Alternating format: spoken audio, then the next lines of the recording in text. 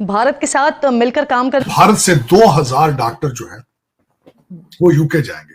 कुछ मूवमेंट देखी गई है। मूवमेंट है जी ये टैंक्स की, जो कि पाकिस्तान की अफगानिस्तान के साथ जो सरहद है उसके ऊपर ये इंक्रीज्ड मूवमेंट है दूसरी साइड से। 2000 भारतीय डॉक्टर जाके तो रेस्क्यू करेंगे उनको। अब यहाँ ये बताना चाहूंगा 1 लाख से ज्यादा वर्कर इस वक्त इजराइल में जा रहे हैं, तो इससे भारत का इन्फ्लुएंस बढ़ेगा। दहशतगर्दों को सेफ हेवंस प्रोवाइड करने के हवाले से जो किरदार है। क्या हुआ है अफगानिस्तान के तालिबान को? इनसे बहुत से तालिबान जो हैं वो किस तरह से अपना एक ज़माने में यहाँ छुपे हुए होते थे और फिर निकल कर गए। आप मुझे आरज़ू ये बताएं, हम कभी किसी से मिले हैं बगैर पैसे मांगने की गरज से? आपने सोचा कि हम किसी कंट्री में हम चले जाएं बगैर पैसे मांगने के लिए? और फिर वहां पहुंचे तो पाकिस्तान की तरफ जो है उन्होंने रुख कर लिया और पाकिस्तान को एक मफतूआ या एक ऐसा गनीम मुल्क समझ लिया है कि उस पर बाकायदा जब चाहें चढ़ाई कर दें। और दूसरा, अफ्रीका में जो असला पहले रशिया बेचता था, यूक्रेन की जंग के बाद वहां एक वैक्यूम क्रिएट हुआ, भारत ने उसको फिल करने की कोशिश की। दूसरी तरफ IMF और पाकिस्तान के दरमियान जारी मुज़ाकरात का कल आखिरी रोज है, जहां $1.1 अरब की किस्त से मुतल्लिक IMF आपकी सगी फुप्पो है कि वो आपके खिलाफ ये कर रही है वो कर रही है, तो ये अपने कहानियां अपने तक रखो। वहां पे असला बिकेगा भारत का, और भारत का इन्फ्लुएंस जाहिर उसको बढ़ेगा। जो चाइना और अमेरिका, उसको अब देखें किस तरह से।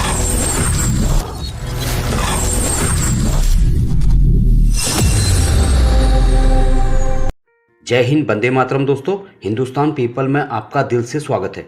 दोस्तों, ब्रिटेन डॉक्टरों की भारी कमी से जूझ रहा है और ब्रिटेन ने अपनी इस कमी को दूर करने के लिए भारत से मदद मांगी है और भारत सरकार ने मदद का पूरा भरोसा दिया है। ब्रिटेन भारत के 2000 डॉक्टरों को नौकरी पर रखेगा और ब्रिटेन को पूरी उम्मीद है कि इस कमी को सिर्फ भारतीय डॉक्टर ही पूरा कर सकते हैं। दोस्तों, भविष्य में ऐसी ही पाकिस्तान की लेटेस्ट रिएक्शन वीडियो अपने चैनल के माध्यम से आप तक पहुंचाने का प्रयास जारी रखेंगे। और अगर आपने इस छोटे से चैनल को अभी तक सब्सक्राइब नहीं किया है तो प्लीज़ चैनल को सब्सक्राइब करके अपना प्यार दिखाएं। धन्यवाद। जो मैं खासकर खबर बताना चाहूंगा वो ये थी कि आपने कहा है कि भारत से 2000 डॉक्टर जो है वो यूके जाएंगे। वहां का जो नेशनल हेल्थ सिस्टम है उनका NHS, वो बिल्कुल तबाही के धाने पर है। 1947 के अंदर एक एक्ट के जरिए ये काम में लाया गया था वहां पर, और आज बिल्कुल काम नहीं कर रहा। उसकी सबसे बड़ी वजह यह है कि डॉक्टरों की तनख्वाहें ठीक नहीं है और वहां पे लोकल डॉक्टर बन ही नहीं रहे, लोग जा ही नहीं रहे, डॉक्टर नहीं बन। दूसरा, सिस्टम इस तरीके से कोलैप्स कर रहा है कि हर 8 में से 1 आदमी जो है वो इंतजार कर रहा है डॉक्टर को मिलने के लिए, और वहां पे एक महीने का इंतजार करना होता है, मरीजों को करना पड़ता है डॉक्टरों के लिए। दूसरा, जो इस वक्त 2 लाख से ज्यादा लोग जिनको जिंदगी बचाने के लिए सख्त सर्जरी या ऐसी चीजों को का इलाज उनको चाहिए, लेकिन उनको डॉक्टर मुयस्सर नहीं है। 2000 भारतीय डॉक्टर जाके तो रेस्क्यू करेंगे उनको। अब यहाँ ये बताना चाहूंगा 1 लाख से ज्यादा वर्कर इस वक्त इजराइल में जा रहे हैं, और देखा जाए तो फिर आप खुद ही अंदाजा लगा लें कि एक तो वहां पढ़े लिखे लोग हैं वहां पे, और दूसरा बाहर जाएंगे तो वो टेक्नोक्रेट बनेंगे, वो डायस्पोरा नहीं बनेंगे, वो मजबूरी बन जाएंगे उन कौमों की जहां जाके वो काम करेंगे। तीसरा, इस वक्त और चीज जो सामने आ रही है कि भारत असला बना बना के अफ्रीका में और गयाना में बेच रहा है। गयाना ने आज 2 जहाज खरीदे भारतीय बने हुए। अब उसके साथ ये जो खास कर देखने वाली बात आ रही है कि जब भी डिफेंस कॉन्ट्रैक्ट किया जाता है तो फिर वो आपके साथ परमानेंट रिलेशनशिप बन जाते हैं, तो इससे भारत का इन्फ्लुएंस बढ़ेगा। लेकिन इस वक्त अगर देखा जाए तो ये सारा कारोबार अमेरिका का था। अमेरिका ये डिफेंस के अपने हथियार और जहाज बना के बेचता था। अब अमेरिका इसको किस तरीके से लेगा, ये अब सोचने वाली बात है। ये इतना आसान नहीं है कि इनको ये हजम हो जाए। इस वक्त अगर देखा जाए तो अमेरिका का असला जो है वो बहुत महंगा होता है, इसलिए ज्यादातर कंट्रीज अफोर्ड नहीं कर पाते। और दूसरा, अफ्रीका में जो असला पहले रशिया बेचता था, यूक्रेन की जंग के बाद वहां एक वैक्यूम क्रिएट हुआ, भारत ने उसको फिल करने की कोशिश की। बल्कि यहां तक कि अफ्रीकन कंट्रीज में जितने मिलिट्री अटैशेस थे भारत के एम्बेसियों में, उनको बुला के ट्रेन किया गया, और अब वहां पे असला बिकेगा भारत का, और भारत का इन्फ्लुएंस जाहिर उसको बढ़ेगा। जो चाइना और अमेरिका, उसको अब देखें किस तरह रिसीव करता है। ये एक नई क्वेश्चन है। इससे आगे हम चलेंगे तो इसमें इस वक्त अगर देखा जाए तो आज अमेरिका के अंदर एक और बात हुई है कि डेविड लू, वो साइफर वाले भाईजान थे जो उनको बुला के, तो आज उनकी हियरिंग हुई है। उन्होंने कांग्रेशनल एक हियरिंग है, उसमें जाके उन्होंने कहा है कि 8 फरवरी 2024 के अंदर जो इलेक्शन हुए थे उनको 3 प्रॉब्लम थे उस इलेक्शन के। किसी सियासी रहनुमा और पार्टियों को रजिस्टर होने का मौका नहीं दिया गया। दूसरा, उन्होंने कहा कि इंटरनेट बंद था उस दिन पूरा दिन। और तीसरा, उन्होंने कहा कि इलेक्शन की जो निगरानी करने के लिए तंजीमें गई उनकी एक्सेस को रोका गया।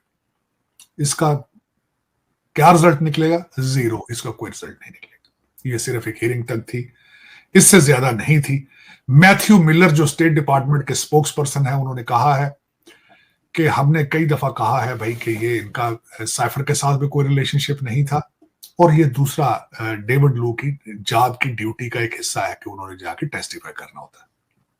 लेकिन इसका रिजल्ट नहीं निकलेगा कुछ भी। मेरे बच्चे जो लौंडे लपाड़े फारिग हैं वो उर्दू में ट्वीटिंग करेंगे, जश्न मनाएंगे, इससे ज्यादा कुछ नहीं होगा। वो डेविड लू को आपने जिंदा किया, वो भी खुश होगा कि यार मैं किसी खबरों में नहीं आ रहा था, चले मुझे किसी ने कवर किया है।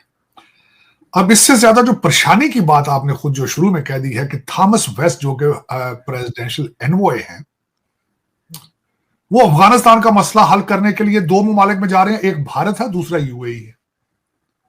तो भाई हमने सारा कंट्री जला दिया था इस मुल्क के लिए, हमें पूछ ही नहीं रहे। हमें असल प्रॉब्लम तो हम है, असल प्रॉब्लम किसे नहीं मिल रहा। आरजू हमें तबाही अफगानियों ने किया भाई, हमें तबाह करके रख दिया उन्होंने। हीरोइन को और कलाशनकोव कल्चर और सुइसाइड बॉम्बिंग में हमें तबाह ही इन्होंने किया है, और हमें पूछ ही नहीं रहा कोई। हाँ, इसमें एक जरूर बात है, क्यों जा रहे हैं भाईजान जो है थॉमस वेस्ट वहां पे, वो भी इंटरेस्टिंग है। क्योंकि अफगानियों को खाने के लिए गंदम तो दे रहा है भारत।